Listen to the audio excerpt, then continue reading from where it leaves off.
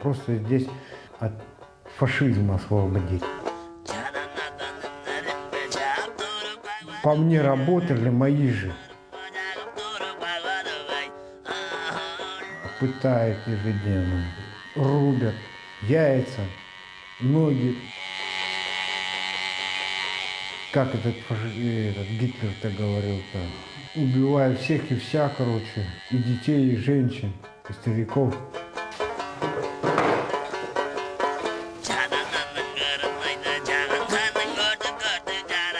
Родился в Магаданской области, в Ультинском районе, село Уэлькаль, по национальности эскимос. Эскимосы произошли от алеутов, а алеуты, они были раньше жили в Гренландии, они потом начали с Гренландии идти и до самой Чукотки и Аляски добрались.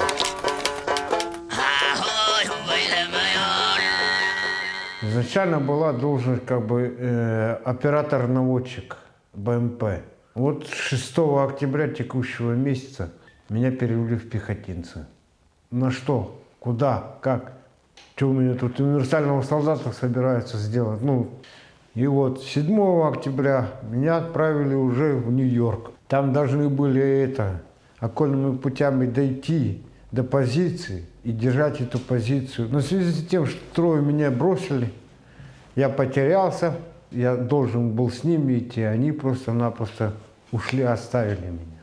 Как бы в Сочи подались. Извините, можно закурить? Я в этих развилках потерялся.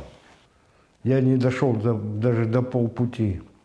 Остался в гараже заброшенном. Я всю ночь простоял, прижавшись к стене. Почему? Потому что мне мавики сторожили. Минометы, камикадзе, баба-яги начали термитом, зажигательным смесью. Чудом остался цел, невредим. Там пехотинцы практически все погибли. На следующее раннее утро нас отвезли на Красный партизан, и поехали мы на Нетайлово. Опять же, не доехали, по нам начали работать минометы.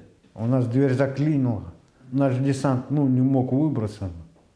Кое-как второй десант открыл дверь, начали высаживаться. Тут прилеты. Когда бэха тронулась, дверь захлопнулась. Я начал орать, чтобы они дверь мне помогли открыть. Так и никто не открыл, очень бросили меня. Но так, я честно скажу, меня постоянно бросали. Так а почему? У вас же девиз «своих не бросают». Видите ли, как вам так сказать, не у всех, нервы железные. Кое-как дверь открыл, вылез, никого не вижу. По стенкам начал ходить и непосредственно орал всех позывных, кого знал. И тут, смотрю, пехотинец бежит. Я его к себе зову. В дальнейшем я узнал его позывной «Султан». Он получше меня слышал и ориентировался. Не один раз я у него переспрашивал, точно мы туда идем? Он говорит, да, уверенно говорил, да, мы к своим идем. И вот нас и взяли. Все. И узнал, что это подразделение Азов, я все уже паник совсем потерялся, думал, все сейчас будет резать, кого чего да как. На самом деле они первую помощь оказали, обращались по-человечески, не ругались, не били, не трогали, просто оказывали помощь. Я еще удивился, что как к своему, в общем так, спокойно, пока сидели, ждали, когда команда поступит, чтобы двинуться, нас камикадзе настиг. Подожди, так камикадзе это уже российский камикадзе отработал? Да, российский. 2 камикадзе, не долетая до меня, взорвались. Потом сбросы начали делать с мавиков. И вот один из сбросов ранил меня. Миномет начал жестко работать по нам. В связи с тем, что, можно сказать, я был на видном месте практически, они работали по мне. По мне работали мои же. Ляпало самое ближнее, это 3 метра от меня. Перебрались на другую позиция. И опять же там же рядом все ляпало. Ваши уже подумали, что у меня маячок где-то за мной охотится.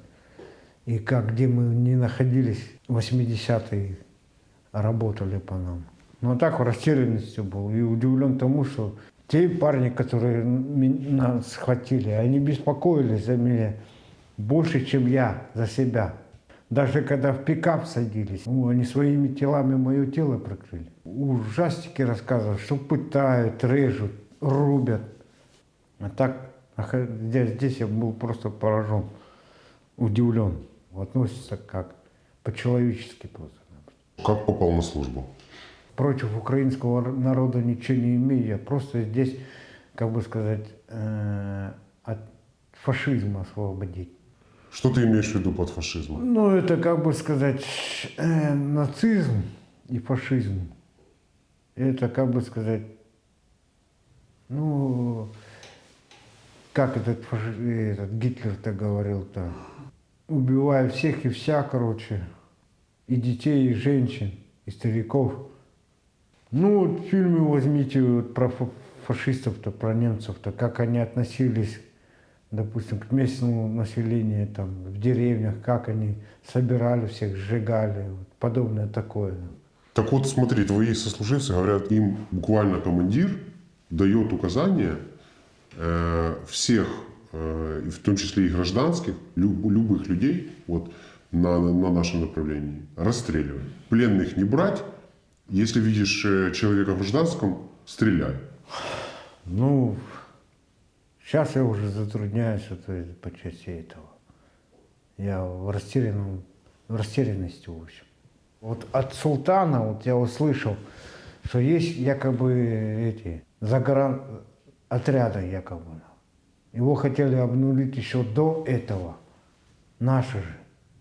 И он, когда добрался до своих, его же хотели там не обнулить.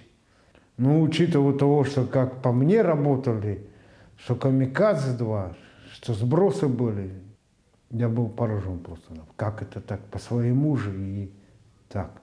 Ваши же у меня и спрашивали, ты как там, цел? Я говорю, да, цел.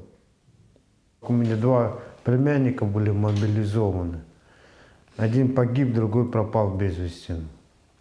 Я и потом, в связи с этим, я и решил уже пойти по контракту. Они тоже эскимосы? Один эскимос, но наполовину эскимос, наполовину русский. А второй чистокровный эскимос. В России меньше, чем 1500 эскимосов зарегистрировано, да?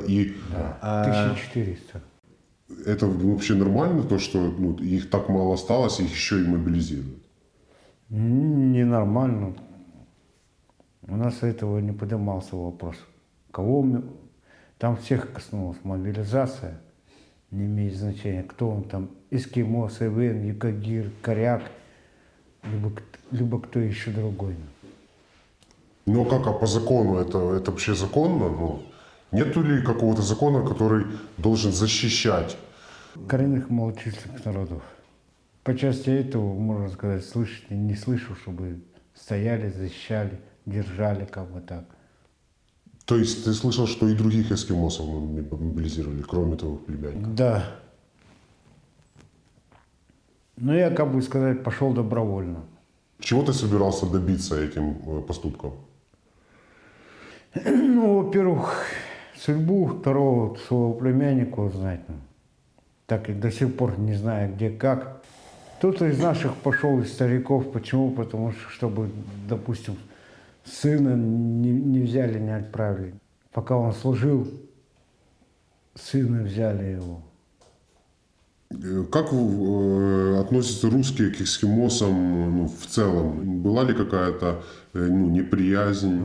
Было и, можно сказать, и по сей день такое. Азиат, местный коренной житель, что с него взять-то, кого, чего да как. Якобы неграмотный.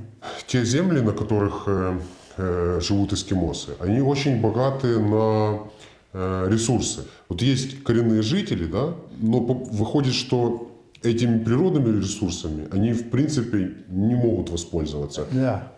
Не обижает ли это? Ну, как-то вот вы за столом в этом общаетесь, понимаете эту тему? Эти вопросы поднимают.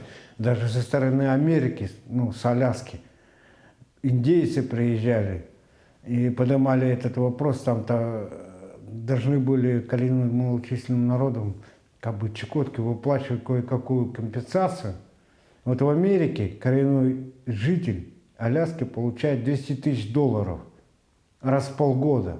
В год он 400 тысяч получает. А что ты раньше слышал об Украине, об украинцах? Я не знаю, как, допустим, обращаться, ну, к местным животным. Вот одна женщина видит, что белый медведь в помойке лазит. Она пошла в магазин, купила булку хлеба и начала протягивать ему, чтобы он покушал. Так он этот хлеб и с ее рукой скушал. А эта женщина, чтобы не мучилась, коренной житель ее добил. Просто она по-человечески поступил, добил ее. Из-за этого даже, можно сказать, 15 лет сроку дали. Хочешь, чтобы тебя обменяли? Да. А в дальнейшем я уже мне запрет на войну, как бы сказать. Если будет опять толкать, ну я скажу не, ну уже все. Готов на срок даже, пусть даже срок дают. Я видел панику у бойцов, которые терялись. Не могли ничего сделать в отношении других солдат, в отношении себя. Не ходите сюда, на бойню. Здесь просто мы пушечное мясо. Никакие подвиги вас потом на родину не вернут. Но обращаюсь по делам коренным малочисленным народом севера, крайнего севера, довольно высокой и Сибири, то если есть возможность меня, то обменяйте. И больше, как бы сказать, не отпускать на такие боевые действия, как сейчас в современном мире.